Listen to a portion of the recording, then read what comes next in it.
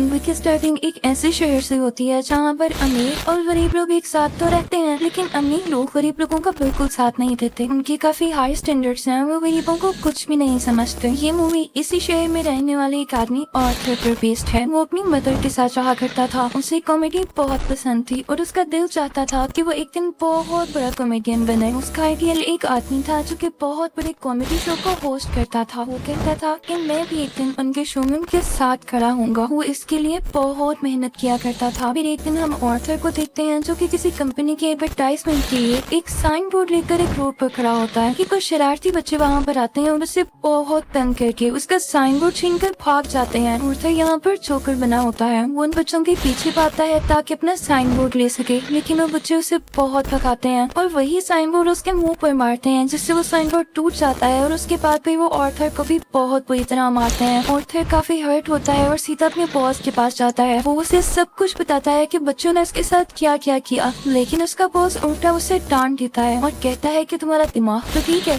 बच्चे ऐसी हरकत कैसे कर सकते हैं। वो उससे कहता है कि मैं तुम्हें तुम्हारी सैलरी भी नहीं दूंगा। आर्थर में कॉन्फिडेंस की बहुत कमी होती है, इसलिए वो यहाँ पर खुद के बारे में कुछ बोल ही नहीं पाता। वो वहाँ से काफी उदास होकर बाहर आ जाता है और सोचता है कि क्या मैं इतना बुरा हूँ कि कोई भी मेरी बात का यकीन ही नहीं करता। वो अपनी घर आता है और डांस करने लगता है। यहाँ पे हम देखते हैं कि उसकी बॉडी काफी वीक होती है। अगले दिन आर्थर अपने कोलीग से मिलता है और उसे उन बच्चों के बारे में बताता है। उसका कोलीग उसे कहता है कि ये तो बहुत गलत हुआ, तुम्हें अपनी हिफाजत करनी चाहिए थी यार। और इसी के साथ वो उसे गन देता है और कहता है कि इसे अपने पास रख लो, ये मुश्किल वक्त में तुम्हारे काम आएगी। आर्थर ये लेने से इनकार करता है, लेकिन आदमी जबरदस्ती उसे गन दे देता है और फिर आर्थर अपने घर के लिए निकल पड़ता है। वो बस में होता है तो उसके सामने एक बच्चा भी बैठा होता है। वो उसे हंसाने की कोशिश करने लगता है और वो बच्चा जोर जोर से हंसने लगता है, जिस पर उस बच्चे की मदर को गुस्सा आ जाता है और वो आर्थर से कहती है कि हटो, परेशान मत करो हमें। लेकिन इस बात पर आर्थर हंसने लगता है। इनफैक्ट हमें बताया जाता है कि आर्थर को कोई सीरियस साइकोलॉजिकल इशू होता है और वो अपनी हंसी को कंट्रोल ही नहीं कर पाता। उसे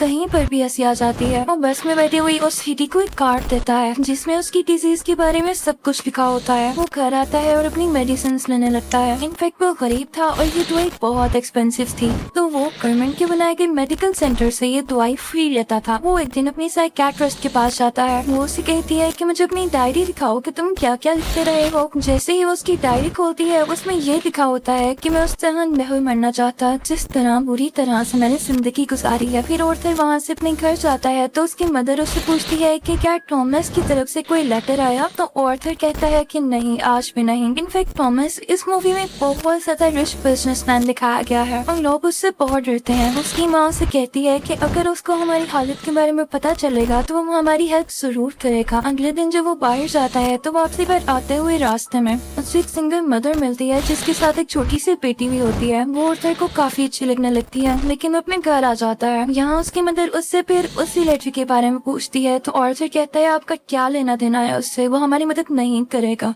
अगले दिन हम देखते हैं कि वो सिंगल लड़की आर्थर के घर पर आती है। वो उसे कहती है कि मैं कुछ टाइम से नोट कर रही हूँ कि तुम मेरा पीछा कर रहे हो, जिस पर आर्थर उसे कहता है कि हाँ, मुझे तुम अच्छी लगी हो। तो इस पर वो लड़की हंसने लगती है और जल्दी उन दोनों में दोस्ती हो जाती है। आर्थर को एक और जगह से जोकर की ऑफर आती है। वो एक चिल्ड्रन हॉस्पिटल होता है और जब आर्थर वहाँ पर जाकर डांस कर रहा होता है तो उसकी पॉकेट से वही गन बाहर आकर गिरती है। सब बच्चे डर जाते हैं और स्टाफ हैरान होता है कि इसके पास गन क्या कर रही है। ये बात फैलती है और उसे इस शॉप से भी निकाल दिया जाता है। वो अपने बॉस को कॉल करता है कि ये तो सिर्फ एक टॉय गन है, तो उसका बॉस उसे कहता है कि झूठ मत बोलो, मुझे तुम्हारे कोलीग ने सब कुछ बता दिया है कि तुमने खुद उससे बन ली। यहाँ पर आर्थर का दिल दोबारा से बहुत दुखता है कि उसके कोलीग ने तो उसे जबरदस्ती ये गन दी थी। फिर हम देखते हैं कि आर्थर ट्रेन में घर जा रहा होता है और वहाँ पर 3 बिजनेसमैन भी होते हैं जो कि थॉमस वेन के ही आदमी थे। वो ट्रेन में बैठी हुई एक लड़की को छेड़ रहे होते हैं।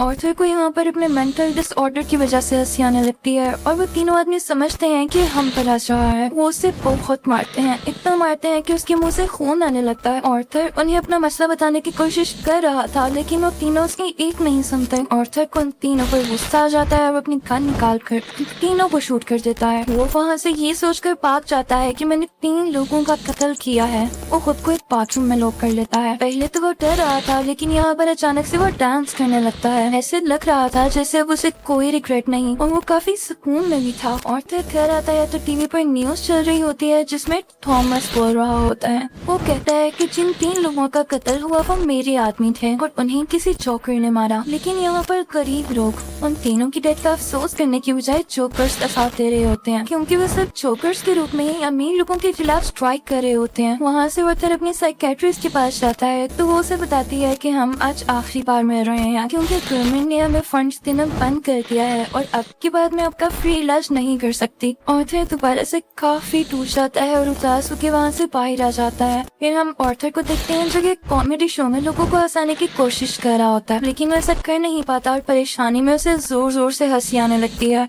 इस वजह से उसका शो खराब हो जाता है और वो घर आ जाता है। घर आने पर उसकी मॉम उसे कहती है कि बेटा ये लेटर थॉमस के लिए पोस्ट कर दो। ऑर्थर जब ये पढ़ता है तो उसे अपनी आंखों पर यकीन ही नहीं आता। वो अपनी मदर के पास जाता है और कहता है आपने मुझसे सब कुछ क्यों छुपाया। उसकी माँ उसे बताती है कि बेटा मैंने जानकर नहीं किया। इनफैक्ट थॉमस और मैं एक दूसरे को पसंद करते थे और ये मैंने शादी भी करना चाहते थे, लेकिन मैं बहुत गरीब थी और वो बहुत अमीर, तो हम सोसाइटी की वजह से शादी नहीं कर सके। ऑर्थर अपने बाप से मिलने के लिए निकल पड़ता है। जब वो वहाँ पर पहुँचता है तो उसके घर के गेट के पीछे थॉमस का अपना बेटा खड़ा होता है। ऑर्थर उसके सामने बच्चों जैसी हरकतें करने लगता है और उसे भी हंसाने की कोशिश करता है, लेकिन तभी वहाँ पर थॉमस का बटलर आ जाता है। वो उस बच्चे से कहता है कि स्ट्रेंजर से बात नहीं करते और ऑर्थर को वहाँ से जाने के लिए कहता है। ऑर्थर उससे कहता है कि मैं सच्चाई से पर्दा हटा कर ही जाऊंगा। मेरी माँ ने थॉमस के यहाँ 30 साल काम किया और वो दोनों एक दूसरे को पसंद भी करते थे और मैं किसी और का नहीं थॉमस का ही बेटा हूँ। जिस पर बटलर उसे कहता है कि तुम भी पागल और तुम्हारी माँ भी पागल है। उसने स्टोरी अपने पास से बनाई है, उसका थॉमस से कोई लेना देना नहीं है। ये सुनकर ऑर्थर को काफी बुरा लगता है। वो वहाँ से चला जाता है। ऑर्थर जब घर जाता है तो उसे पता चलता है उसकी मॉम को कोई अटैक हुआ है और उन्हें हॉस्पिटल शिफ्ट किया जाता है। ऑर्थर जब बाहर बैठा होता है तो उसके पास 2 पुलिस ऑफिसर्स आते हैं। वो उससे पूछते हैं कि ट्रेन में उस दिन जब 3 आदमी मरे क्या तुम उनको जानते हो। तो ऑर्थर आगे से कहता है नहीं, मुझे क्या पता होगा। उसे पता चलता है कि इन पुलिस ऑफिसर्स ने उसकी माँ से भी सेम क्वेश्चन किया था जिसकी वजह से उसकी मॉम को अटैक हुआ। वो अंदर अपनी माँ के पास आ जाता है और वहीं पर वो सिंगल मदर भी होती है कि तभी टीवी पर एक न्यूज चलती है और उस पर ऑर्थर का वही फेवरेट टीवी होस्ट होता है, वही कमेडियन जिसे ऑर्थर बहुत पसंद किया करता था। वो काफी शौक से उसका शो देखने लगता है, लेकिन देखते ही देखते उसे अपना चेहरा टीवी स्क्रीन पर दिखाया जाता है। बेसिकली ऑर्थर का फेवरेट कमेडियन उसका मजाक उड़ा रहा होता है। जब ऑर्थर को एक कॉमेडी शो में हंसी आ गई थी, ये देखकर ऑर्थर काफी टूट जाता है कि मेरा आइडियल मेरा मजाक उड़ा रहा है, इससे तो मुझे इंस्पिरेशन मिली थी। उसे सब चीज पर यकीन ही नहीं आ रहा होता। थॉमस घर आता है तो न्यूज चल रही होती है कि शहर के हालात काफी खराब हो गए हैं। गरीब लोग जोकर्स का मास पहने सड़कों पर निकल आए हैं और अमीर लोगों के खिलाफ स्ट्राइक कर रहे हैं। इन लोगों में बहुत दुश्मनी बढ़ गई है और ये सारे के सारे थॉमस के खिलाफ हैं। ऑर्थर देखकर काफी खुश होता है कि वो सब के सब लोग जोकर बने हुए थे, यानी क्लाउन्स बने हुए थे। उसे लगता है कि पहली बार उसकी जॉब की या उसकी किसी ने तारीफ की हो।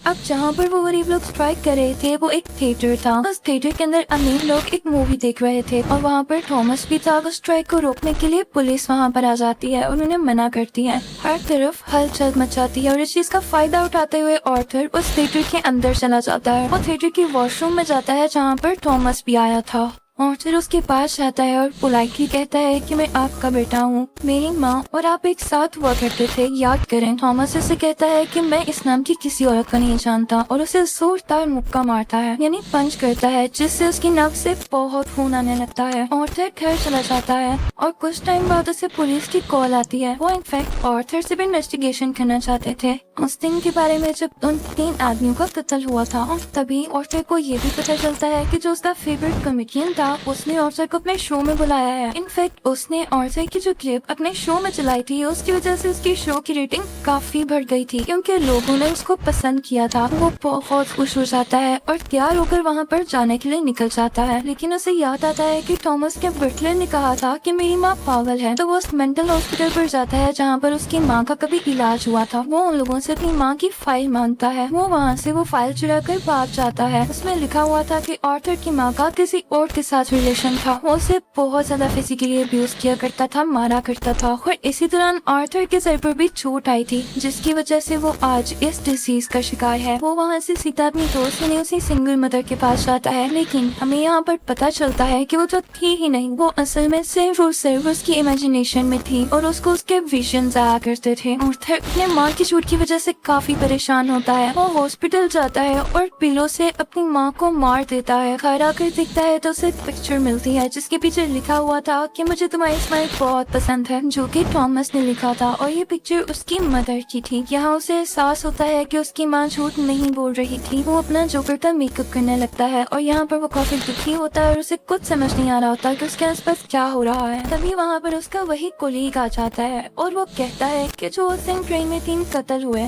और इस टाइम भी तुम्हारी माँ का भी कत्ल हुआ, मैं इसके बारे में कुछ पूछना चाहता हूँ। आर्थर को लगता है कि लोग फिर से मेरा जीना हराम करने आए हैं और वो यहाँ पर अपने कोलीग को पूरी तरह से मार देता है। अब इसके बाद आर्थर तैयार होता है और अपने जोकर का फुल कॉस्ट्यूम पहन लेता है। वो अब अपने फेवरेट कॉमेडियन के शो में जाने की तैयारी कर रहा था। वो बहुत खुश होता है और रास्ते में डांस करता हुआ जा रहा होता है। वहीं पे वो दोनों पुलिस ऑफिसर्स भी आ जाते हैं जो उससे ट्रेन में हुए हादसे के बारे में इन्वेस्टिगेशन कर रहे थे। पर आर्थर वहाँ से भाग आता है और भागते भागते ट्रेन में घुस आता है। उस ट्रेन में और भी बहुत सारे लोग ऐसे थे जिन्होंने जोकर का कॉस्ट्यूम पहना था। पुलिस इतने सारे लोगों में उसको ढूंढ ही नहीं पाती, तो इसी बात का फायदा उठाते हुए वहाँ से बाहर आ जाता है और अपने फेवरेट कॉमेडियन के शो की तरफ जाता है। वो जब उसके सामने जाता है तो वो उससे पूछता है कि क्या तुम भी जोकर बने हो, क्या तुम भी अमीरों के खिलाफ प्रोटेस्ट कर रहे हो। और फिर उससे रिक्वेस्ट करता है कि आप लोगों को मेरे बारे में कुछ न बताइएगा सिवाय इसके कि मैं एक ऑर्डिनरी जोकर हूँ।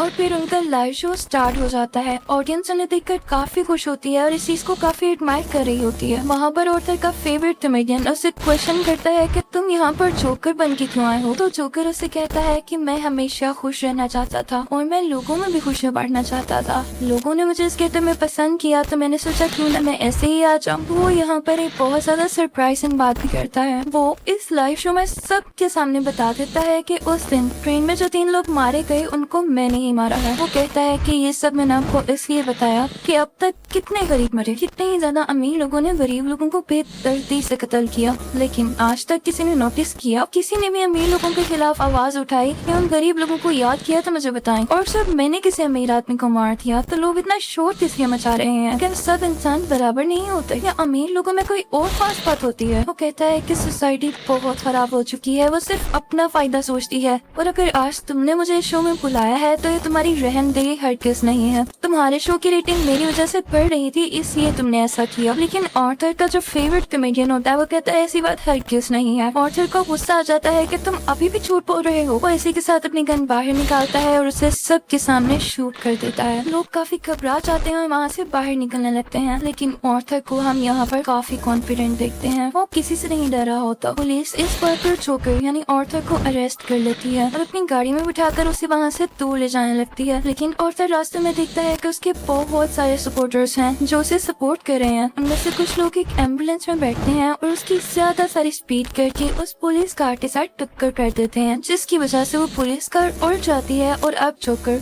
बाहर आ गया था। वो उन सब लोगों में शामिल हो जाता है और उसी कार के ऊपर आकर खड़ा हो जाता है। सब लोग उसे यहाँ पर देख पा रहे थे और उसे चीयर कर रहे थे। उसके मुंह और नाक से काफी खून आ रहा था, लेकिन वो उसी खून से अपनी स्माइल बना लेता है और हाथ मिलाकर जोर जोर से हंसने लगता है। ये इनफैक्ट एक ऐसी स्माइल थी जिसके पीछे गम, तकलीफ और दुख छुपा हुआ था। वो अब उन सब लोगों का हीरो बन चुका था और वो यहाँ पे काफी खुश था कि लोग फाइनली अब उसे तारीफ कर रहे थे, उसे अप्रिशिएट कर रहे थे। दूसरी तरफ हम थॉमस को देखते हैं जो कि अपनी प्रेजेंट वाइफ और अपने बेटी के साथ ही शहर छोड़कर जा रहा होता है, लेकिन तभी साइड पे खड़ा एक जोकर उन लोगों को शूट कर देता है, लेकिन वो उनके बेटी को कुछ नहीं कहता। सीन चेंज होता है और हमें आर्थर यानी जोकर एक साइकियाट्रिस्ट के पास दिखाया जाता है। वो वहाँ पर भी हंस रहा होता है, तो वो साइकियाट्रिस्ट उससे कहती है कि तुम बिला वजह क्यों हंसते रहते हो। तो आर्थर उससे कहता है कि आप इस फीलिंग को कभी नहीं समझ पाएंगी। और ये कहकर वो वहाँ से बाहर आ जाता है। उसके जूतों के नीचे खून लगा हुआ था, जिससे ये जाहिर होता है कि एक अच्छा इंसान